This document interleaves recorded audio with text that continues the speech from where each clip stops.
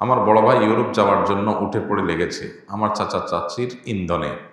আমার বোনটা থ্যালাসেমিয়া রোগে আক্রান্ত, তার পেছনে মাসে ভালো অ্যামাউন্ট টাকা খরচ হয়। এজন্য আমার চাচা চাচি আমার ভাইকে ফুসলায় তোর ভাই বোনকে সব দিয়ে ফেলছে, এখন আমার ভাই আমার মার সাথে তুই তোকারি করে মারতে যায়, ইউরোপে পাঠায় না বলে। এমন অবস্থা আমার আব্বা আমার করণীয় কি?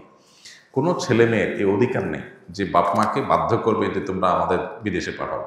ছেলে মেয়ে নিজস্ব চেষ্টায় কোথাও যেতে পারলে যাবে। আর ইউরোপ আমেরিকাতে যেখানে গিয়ে তার ইমান ধরে রাখার সম্ভাবনা কম থাকে, সেখানে তার যাওয়াই জায়েজ না এবং তার পাঠানো জায়েজ না এরকম ব্যক্তির জন্য। এটা একটা বিষয়। আর দ্বিতীয়ত হলো যে মা বাপ তার টাকা দিয়ে ছেলে মেয়ের ট্রিটমেন্ট করবে নাকি অন্য কিছু করবে, সেটা হলো মেইন কথা, সেটা হলো বড় কথা। বোধহয় সেটার দিকে আমাদের বিশেষভাবে গুরুত্ব আরোপ করতে হবে। আমার একটি প্রশ্ন ছিল, যদি কোনো পর্দানসীন মেয়ে হিজাব পরে তার বিয়ের অনুষ্ঠানে এবং সে যদি তার অনুষ্ঠানে পর্যাপ্ত ব্যবস্থা নেয়, যেমন বড় করে লিখে দেয় যে সোশ্যাল মিডিয়াতে ছবি আপলোড করা যাবে না এবং ঘোষণার মাধ্যমে সবাইকে সতর্ক করে যেন ছবি আপলোড না করে, তারপরে কেউ যদি ছবি তুলে ফেসবুকে আপলোড করে দেয়, এক্ষেত্রে মেয়েটির গুনাহ হবে কিনা? প্রথম কথা হলো, একজন মেয়ে নারীদের মধ্যে তিনি আছেন, তার বিয়ে হচ্ছে, তিনি কন্যা, মহিলাদের অঙ্গনে তিনি আছেন, তাহলে তো তিনি মুখ খোলা রেখে ফেস খোলা রেখে সেখানে থাকতে পারেন। এক্ষেত্রেও কেউ যেন বিয়ের দিন প্রচুর ছবি তোলাতুলি হয়, তার ছবি তুলে যেন কেউ আপলোড না করে, লিখে দিবেন, সতর্ক করবেন, এটা তার কর্তব্য। এরপরে যদি কেউ এই কাজ করে, তার গুনাহ হবে, মেয়ের গুনাহ হবে না, কারণ তিনি তার দায়িত্ব পালন করেছেন। কিন্তু আজকাল বিয়ে শাদীতে যেটা হয়, ছেলে মেয়ে মাখামাখি হয় এবং একজন কন্যা, তাকে দেখা যায় যে এমন স্টেজে বসানো হয় যে ছেলে মেয়ে দুজন, বর এবং কন্যা দুজন একই স্টেজে বসা আছে।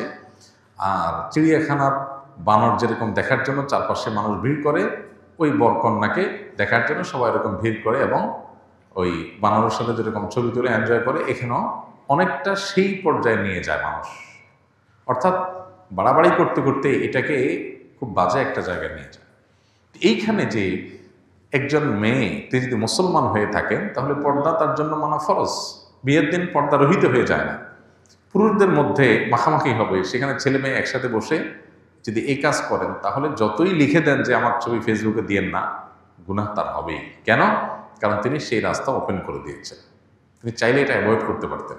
মেয়েদের মধ্যে থাকবেন, সেখানেও যদি কেউ করে তাহলে তো আমার আর কিছু করার নাই। কিন্তু ছেলেদের মধ্যে আপনি এসে এরপরে বলবেন না কেউ আমার ছবি ফেসবুকে দিবেন না, তাহলে সেক্ষেত্রে এটা হলো আপনি অন্যায়ের পথ থেকে বের না হয়ে এসে অন্যায় থেকে বাঁচতে চাচ্ছেন, এটা সম্ভব না।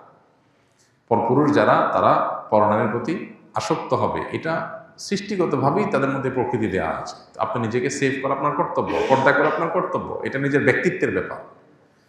আমরা অনেকেই বিয়ে শাদী উপলক্ষে এই গুনাহটাতে লিপ্ত হই এবং এটাকে কোনো দোষের বিষয় মনে করি না। পর্দা করা কি সুন্নত না ফরজ?